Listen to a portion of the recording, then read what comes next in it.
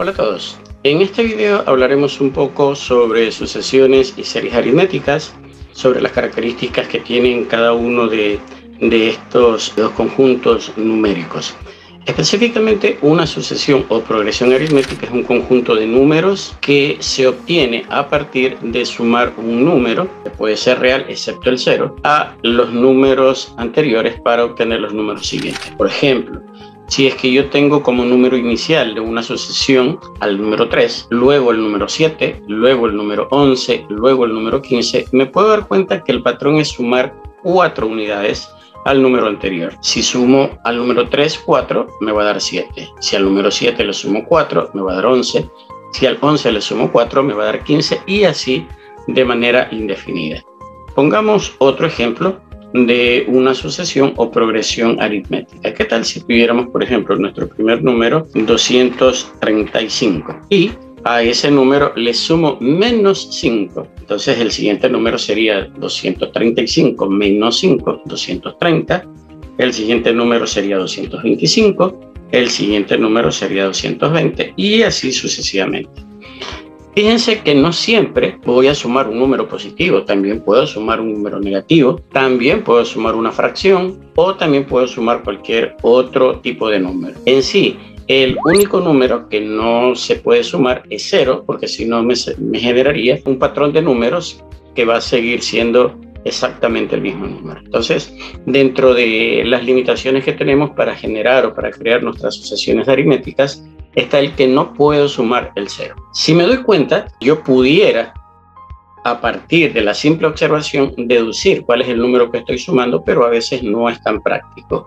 Por eso es que es factible encontrar ese número que lo estoy sumando si es que yo resto dos números consecutivos de la sucesión para poder saber cuál es ese número. Por ejemplo, si es que yo deseo saber cuál es el número que estoy sumando aquí para obtener esta sucesión, pudiera restar dos números consecutivos, por ejemplo el 7 y el 11, y si hago la resta siempre debo restar el número que está más a la derecha o el número que está en la mayor ubicación, que está en la mayor posición, menos el número que está en la menor posición.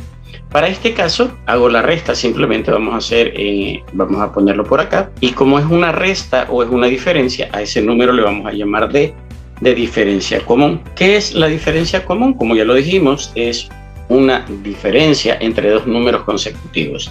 De tal manera que voy a seleccionar el número que se encuentra en la ubicación mayor, en este caso la U de ubicación, en la ubicación n más 1, menos el número que está en la ubicación anterior, en la ubicación n. O si de pronto desean, podrían indicar que está en la ubicación n menos el número que está en la ubicación anterior, que sería en la ubicación n menos 1. De cualquiera de las dos formas me representa que tengo dos números consecutivos que estoy restando. Para este caso sería en este caso 11 menos 7, siempre el de la ubicación mayor, el que está en la ubicación mayor menos el que está en la ubicación menor. Por lo tanto, aquí fíjense que la diferencia común es 4. Como les indiqué acá arriba, yo puedo colocar cualquiera de las dos configuraciones, pero normalmente se pone n más 1 y n. Vamos a dejarlo así. Esto sería para el ejemplo de la primera sucesión.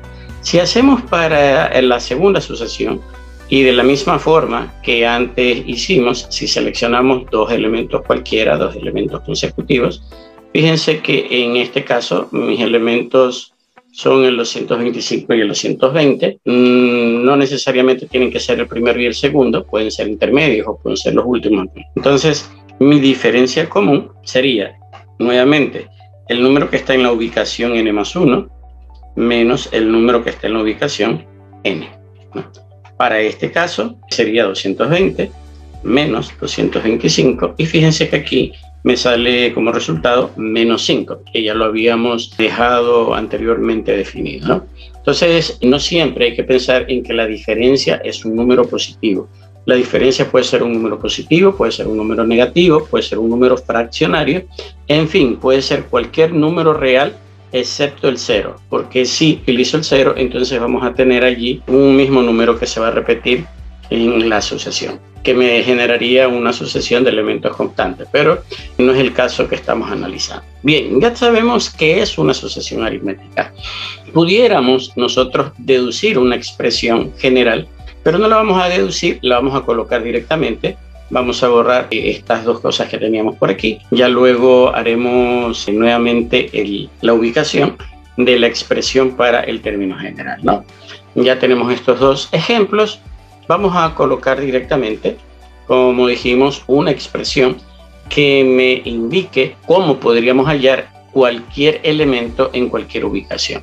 La expresión que me permite hacer eso es esta expresión algebraica, que el elemento que está en la ubicación n va a ser igual al elemento que está en la primera ubicación más la ubicación n menos 1 multiplicado por la diferencia común, ¿no? Entonces, a ver, analicemos cada una de las partes o indiquemos cada uno de los nombres de esta expresión.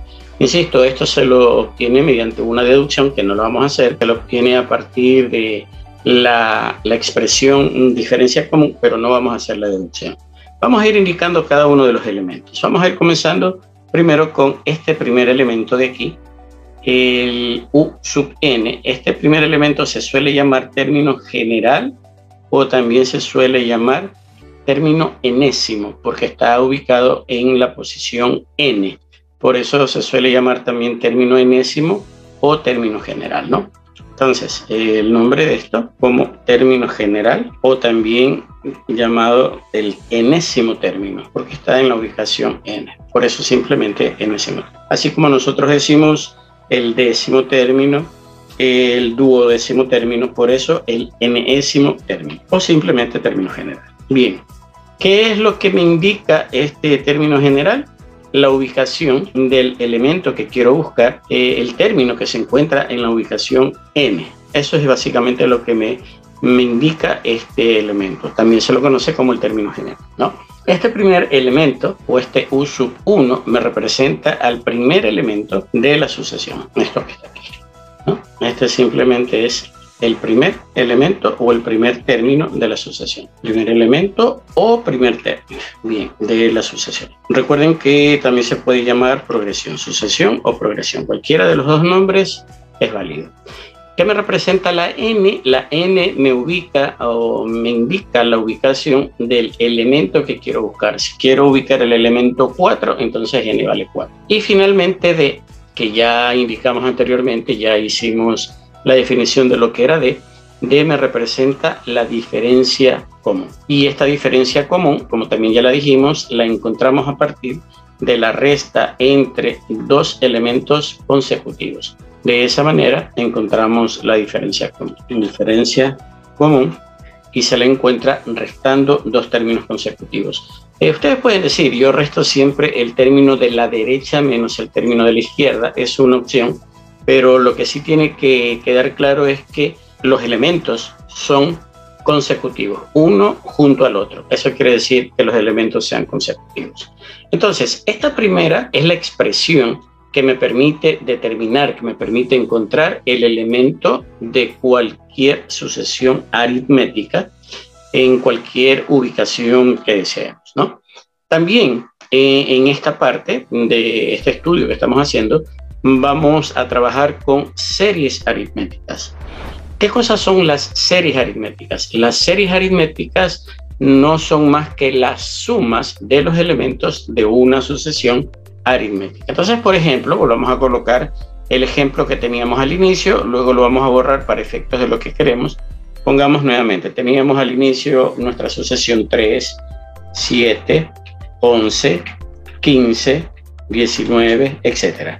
Si nosotros queremos encontrar la suma de los elementos, lo que haríamos sería encontrar la suma, que lo vamos a representar con la letra S, de los n primeros elementos. En este caso, aparecen ahí esos 5 elementos. Lo que tendríamos que hacer es sumar 3 más 7 más 11 más 15 y más 19. Claro, fíjense que la sucesión continúa hasta el infinito, entonces también podríamos nosotros indicar eso, ¿no? Que la suma de todos los elementos que componen a una sucesión aritmética, a eso se lo llama serie aritmética. Y vamos a utilizar la letra S para representar la serie o para representar la suma de los elementos de la sucesión aritmética.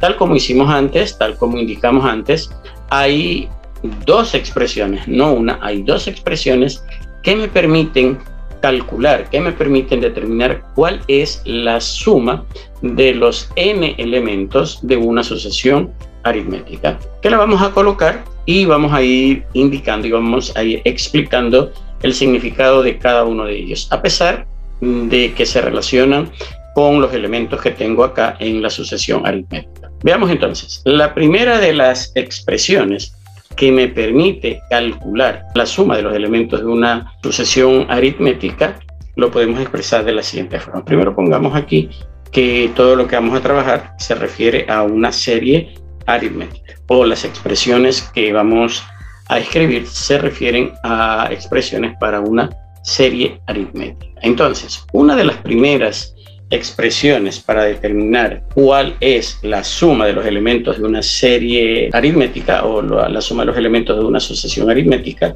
está dada por lo siguiente: n sobre 2, en donde ya sabemos que n es la ubicación del elemento que deseo averiguar. Si deseo averiguar cuál es la suma de los 50 primeros elementos, entonces n es 50. Luego, eso multiplicado por la suma del primer elemento con el último elemento de la serie. Entonces, aquí es indispensable conocer cuál es el último elemento de la serie o conocer el término enésimo o también conocer el término general, cualquiera de las situaciones. Insisto, la suma de los primeros n términos va a ser igual al producto de n medios, donde n es lo mismo que acá, la ubicación del término o la ubicación de los términos que quiero sumar. U1 es el primer elemento y un es el último elemento. Finalmente, tengo una segunda expresión para poder determinar la suma de todos los elementos de la serie.